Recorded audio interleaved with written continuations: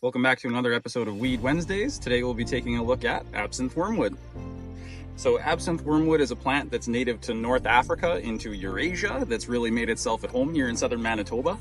It's commonly found in tree rows or disturbed rights of way or kind of small bushy areas like we're standing beside here. It doesn't usually find its way into a cropping system because of regular tillage and herbicide use, but you will sometimes find it creeping in on the headlands. So this is a perennial plant. It has a very, very deep taproot system. When it flowers, the flowers are a bit of a yellowish color. But what we see is continued growth year after year. And I'll grab the camera here and show you what I mean. So what we're looking at right here is last year's growth. But if we look right down at the base of it, here is some fresh absinthe wormwood coming up right at the base of those old stems. So this plant has had a few different uses throughout history. It's been used as a flavoring in alcohol. If you've heard of absinthe, the alcohol, that's what it's made of. It's had a place in ancient medicines, kind of as a topical, or they turn it into tea or use the roots for various purposes. That's because it's full of terpenes and essential oils. It's a very, very strong smelling plant. It's not uncommon to be able to smell these plants before you can even see them. It also happens to be allelopathic, so that means this plant exudes compounds that prevent germination or other plants establishing around them.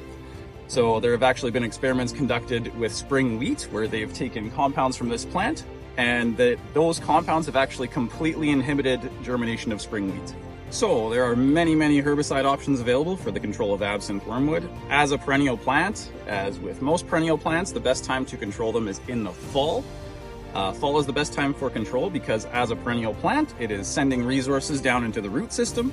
So it'll actually wind up pulling herbicide down with carbohydrates and other photosynthates that it's storing over the winter, and you wind up getting better control with fall applications. Group 4 herbicides wind up being pretty strong control options. This table from the Washington State Noxious Weed Control Board kind of lays out the different levels of control you might see from various Group 4 products. It actually tracks them at 3, 12, and 15 months after application.